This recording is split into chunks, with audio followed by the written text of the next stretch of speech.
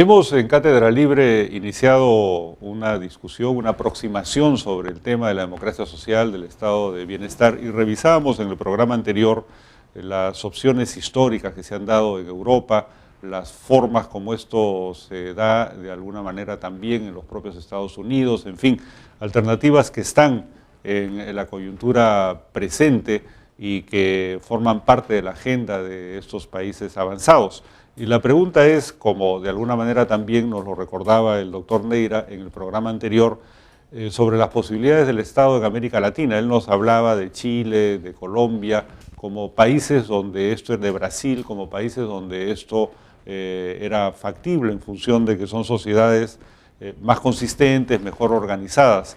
Pero la pregunta quizás la podríamos dividir en dos partes. Uno, ¿hemos tenido políticas sociales importantes en el país después de la Segunda Guerra Mundial, digamos de los años 50, en educación, en salud, ¿no? Y la pregunta más actual es la posibilidad de que esto pueda ser consistente en la coyuntura actual por la cual atraviesa nuestro país, de un importante crecimiento en los últimos 10 o 15 años. Agustín, si tú me autorizas, lo vinculo a otro tema que sería si ese Estado tiene que ser democrático o no. Claro. Y arriesgar, sin vanidad alguna, mi propia experiencia. Mira, cuando yo tenía 18 o 20 años, entré a San Marcos, trabajaba para estudiar, entré a la Juventud Comunista. ¿Era la época de Odría? ¿O de Prado? Al final de Odría. En lo cual prueba que no tenía una gran confianza en que se podían hacer grandes cambios por vía democrática. La relación que tenía con el APRA era de rivalidad, pero de respeto. Y tenía dudas que el aprismo y Aya La Torre pudieran llegar al poder en primer lugar, y segundo, democráticamente, y segundo, que les permitieran hacer cambios. Estaba convencido de eso. En Caretas, en el último Caretas, no caer en el juego, hay un recordatorio de la muerte de Kennedy. Yo escribí un artículo, no digo el diario, pero sí el diario Expreso, que era un diario progresista que apoyaba a Belaúnde. En ese momento, terminados mis estudios, yo tenía la esperanza y la ilusión que tanto Belaúnde, que había ganado las elecciones a Aya, o que Aya fuera el presidente después de Belaúnde, no ocurrió así. Como sabemos todos, iba a iniciar esos procesos democráticos. Y lamenté terriblemente la muerte de Kennedy. Y escribí un artículo, Kennedy o la buena voluntad. Para nosotros fue un shock psicológico, emocional, moral, ver que el imperio no iba a aceptar reformas sociales fácilmente, ni en su casa. Yo había dejado el Partido Comunista, lo había abandonado, lo encontraba un pequeño partido laborista. Y entonces, a tu pregunta es, en ese momento yo perdí la ilusión de la democracia. La democracia no era un tema para conseguir cambios sociales. Mi generación pensaba en la revolución. Hoy la idea de revolución está revocada.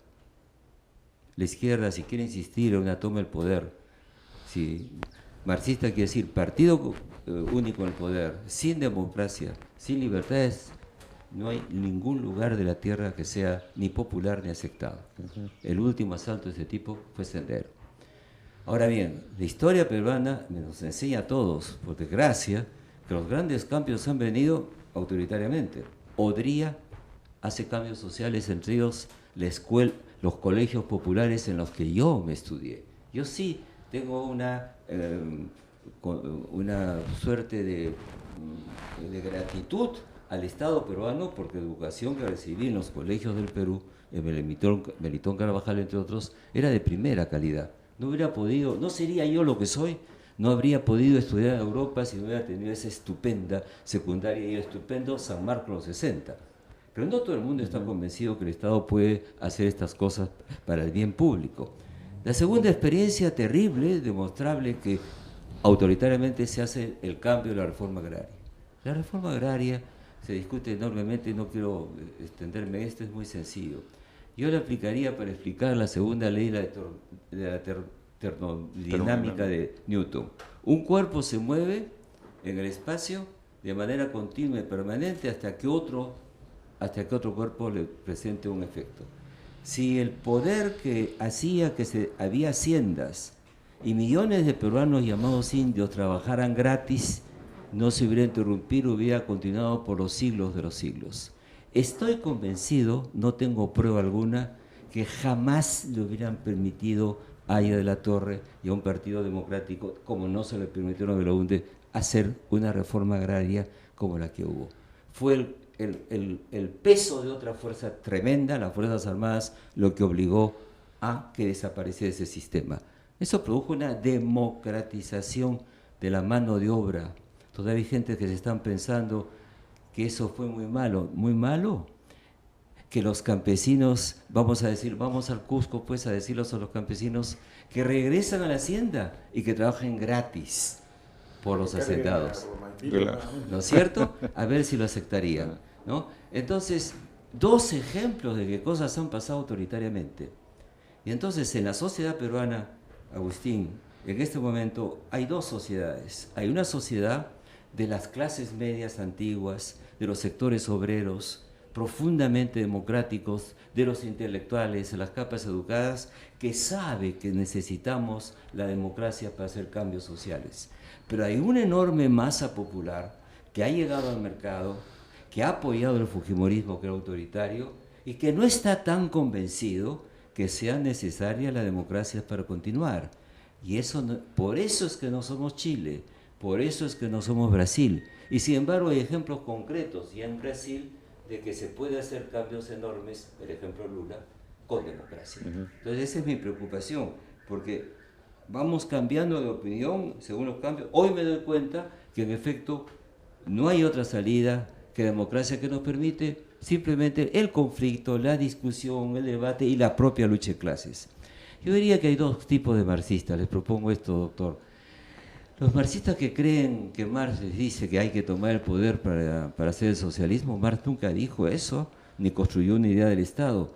Y los verdaderos marxistas que de repente son los chinos que creen en otra cosa, no en el partido solamente, sino en las relaciones sociales. ¿Qué están haciendo los chinos? Son marxistas modernos e inteligentes. Están dejando que fluya, para decirlo en los términos canónicos, que las relaciones, los modos de producción desarrollen nuevas relaciones sociales. Y entonces está fluyendo la economía. Marx dijo, y me pongo las porras académicas para eso, en el manifiesto textual, el comunismo es el movimiento social de la economía de una sociedad. Y la toma de conciencia. No dijo que era un Estado. No hubo una línea de cómo iba a ser el Estado socialista. Todo eso lo pusieron sus herederos, y entre sus herederos los autoritarios como Lenin y los democráticos de las sociales democracias de Europa, que montaron la democracia conflictiva, pero no hay otra. Y entonces aquí vemos que hay dos interpretaciones varias, y yo no creo que tengamos que salir del sistema de libertades, de discusiones de libertad, para ir mejorando la sociedad. Usted tiene toda la razón, vienen cambios gigantescos en el mundo, tecnológicos, científicos, sobre incluso la manera de producir. Se necesita por eso discusión, libertad, enfrentamientos, debates, y eso es democrático, pues.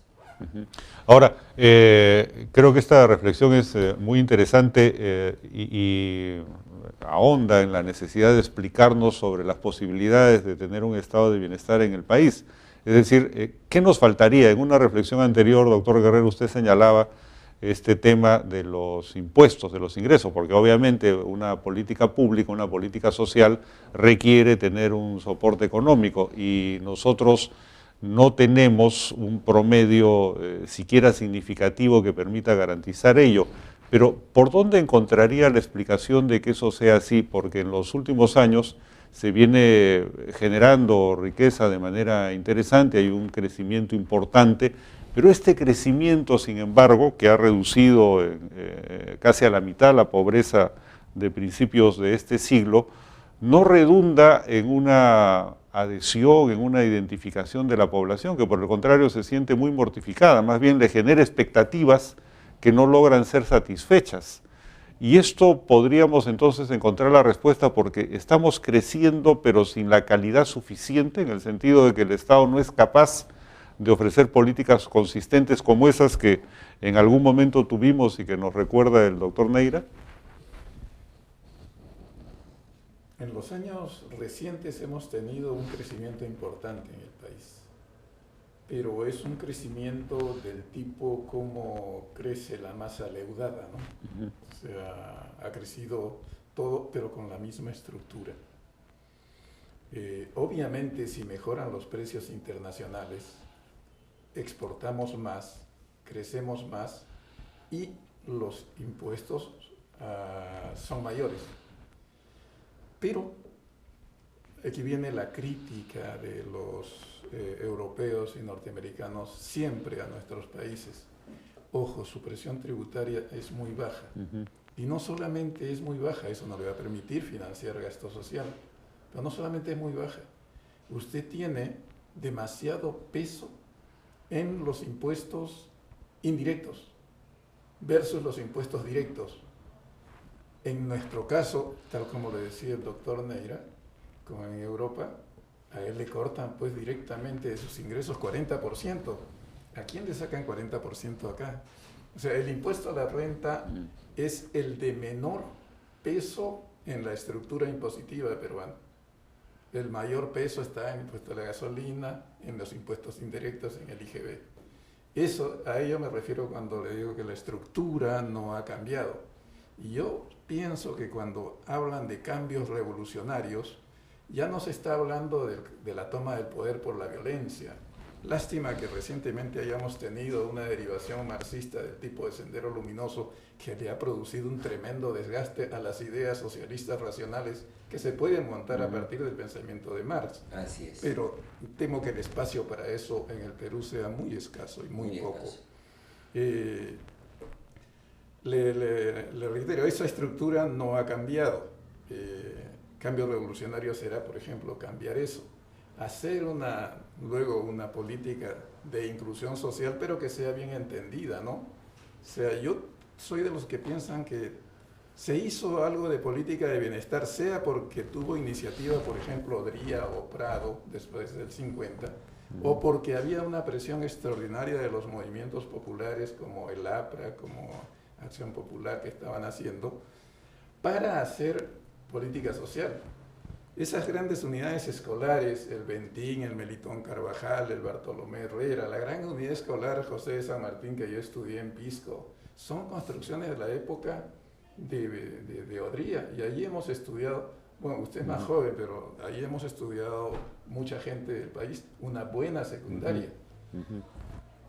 Claro. Y otra política social que se hizo fue, ahí tiene usted la unidad vecinal de Matute, la unidad vecinal de Mirones, ahí donde vivía Machín. Y algunos hospitales, ¿no? Claro. Varios hospitales. De Bagliati, Todas esas cosas se hicieron en la época de Odría y son política social. Puede que los haya hecho por empuje popular, puede ser que los haya hecho por iniciativa. Pirateado de los partidos que perseguía. Puede ser, pero se hicieron, ¿no? Y ese liberalismo de Odría, que es continuado posteriormente por Prado y en la última parte con la compañía de Beltrán, estamos en una época en la que ese liberalismo hace o promulga la 13270, la ley de promoción industrial, que es estrictamente una ley de sustitución de importaciones. Era la época. Y eso puede que no sea pues política social, es el tema de la mesa, pero es política económica diferente del liberalismo, por lo menos el actual. ¿No?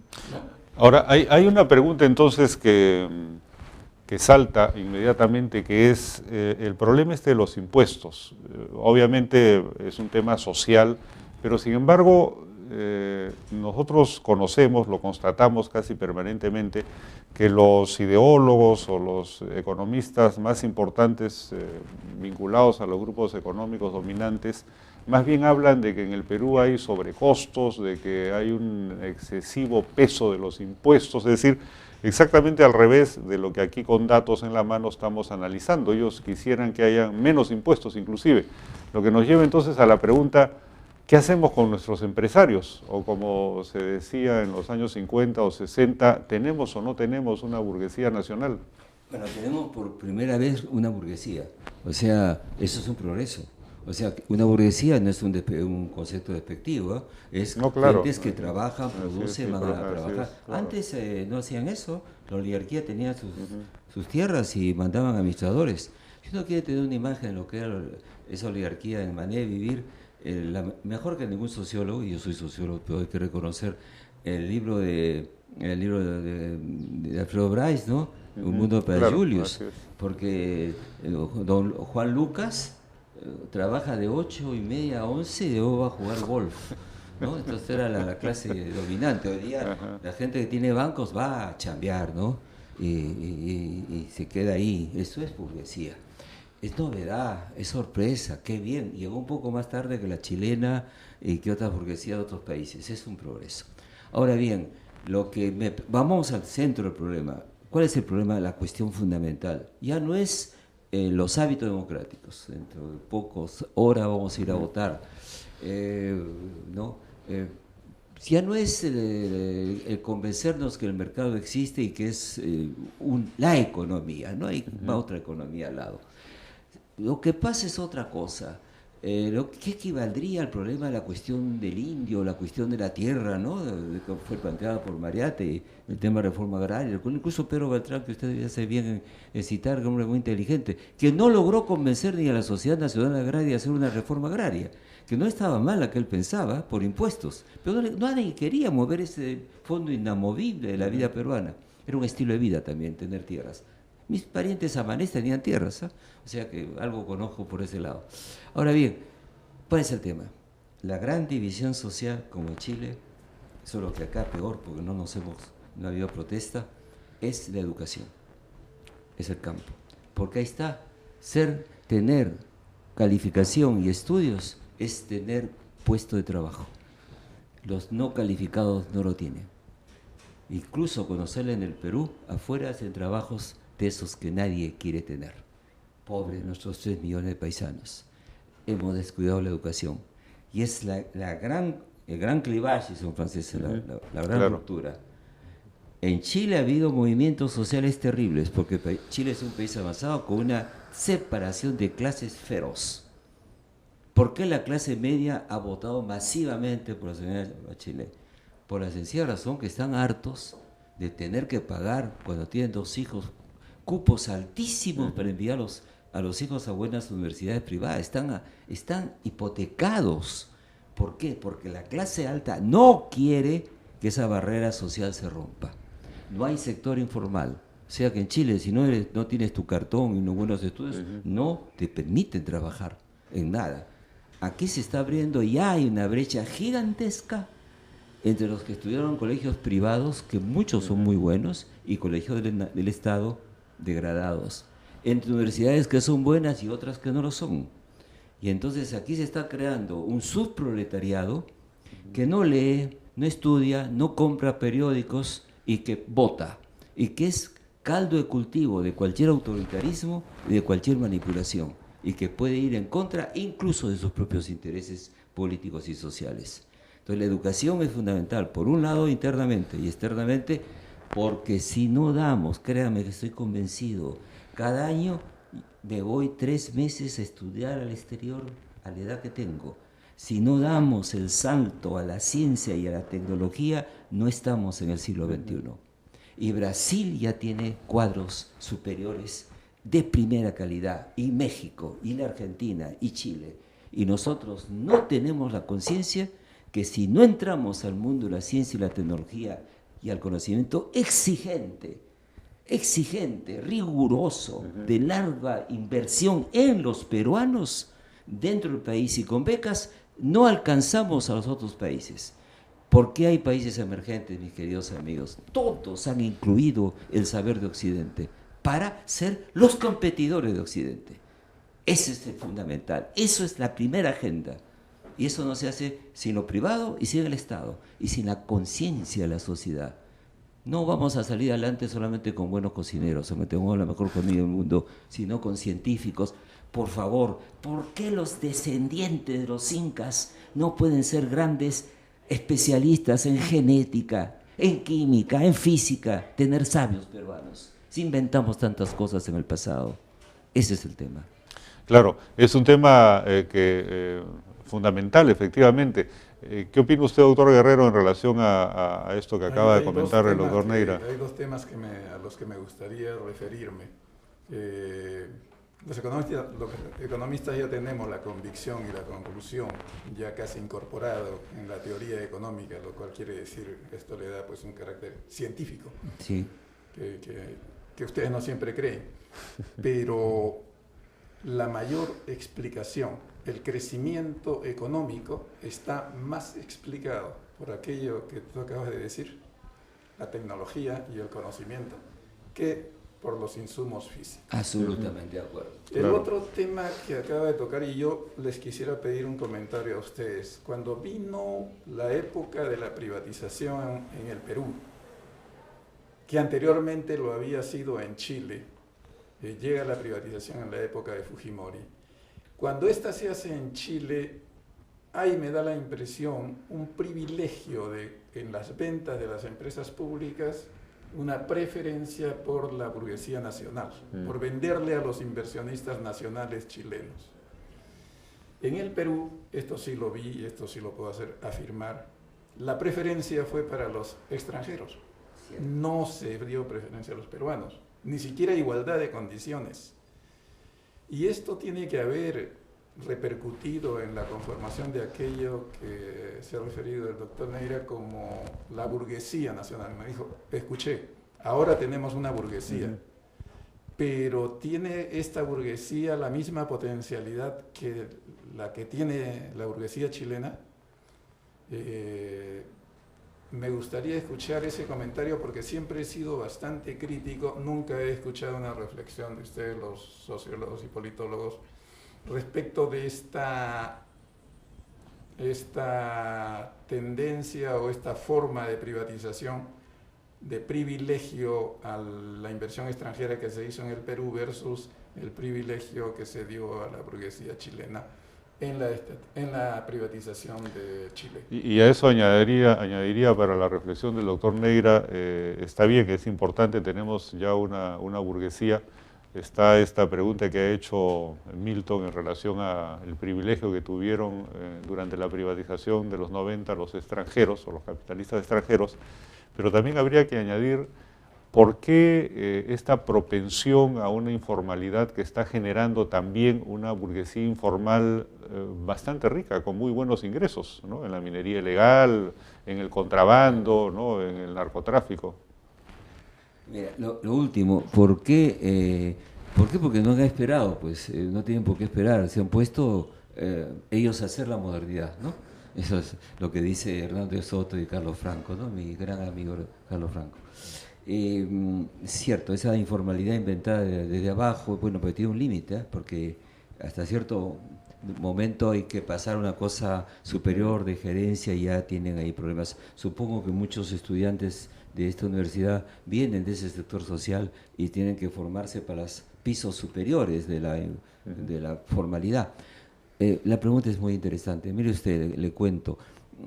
Cuando dejé la Biblioteca Nacional, anticipadamente tuve unos problemas de salud, me instalé un tiempo en Santiago de Chile. Había detectado que había un fondo interesante, una de mis formaciones es la historia, de documentos en la Biblioteca Nacional, y me puse a trabajar allá. Y también está CEPAL, pues, ¿no? Para el sociólogo que soy, CEPAL, y para el historiador que soy, la Biblioteca Nacional.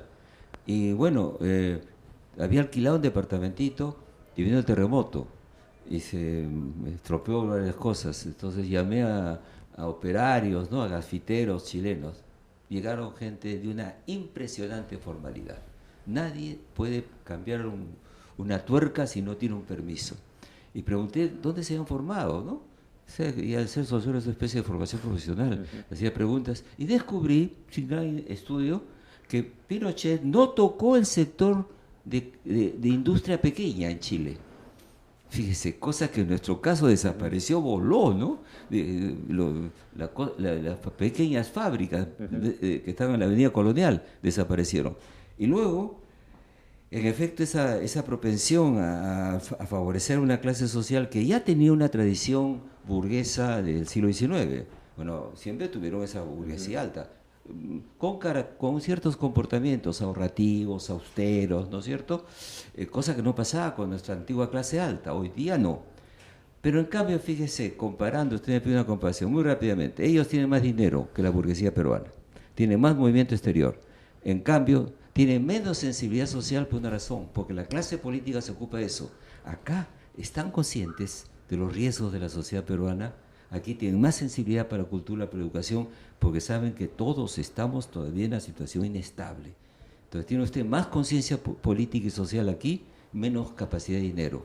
Allá más capacidad de dinero y quizá un poco de división de trabajo, que los políticos hagan su trabajo, nosotros hacemos lo que hacemos. Entonces toman distancias muy grandes, ¿eh? Alto Las Condes es un barrio realmente impresionante donde no se va fácilmente, cosa que no pasa con las Casuarinas o Monterrico. Bueno, fue la Casuarina que quiere comprar Casa Toledo por ahí, pero entonces eso me parece dificilísimo en Chile. Pues hay una diferencia importante. Hay una diferencia. Yo creo que hoy día puede cambiar en Chile muchas cosas y acá, si dejan de pensar que las cosas están completamente terminadas, no. Hay que convencer al pueblo que la democracia es necesaria, que las libertades son necesarias y que se necesita un cuerpo de profesionales del Estado, cosa que todavía tienen sus dudas. Tiene usted razón, hay un fundamentalismo, pero les pido pues que miren cómo funcionan los países asiáticos. ¿Es que Japón no tiene buenos funcionarios? ¿Es que Corea del Sur no los tiene? Bueno, creo que ha sido una reflexión sumamente interesante porque hemos combinado no solamente la formación académica rigurosa de nuestros dos invitados, sino experiencias de vida concretas en sistemas muy importantes de donde podemos sacar valiosas enseñanzas para nuestro país. Muchas gracias.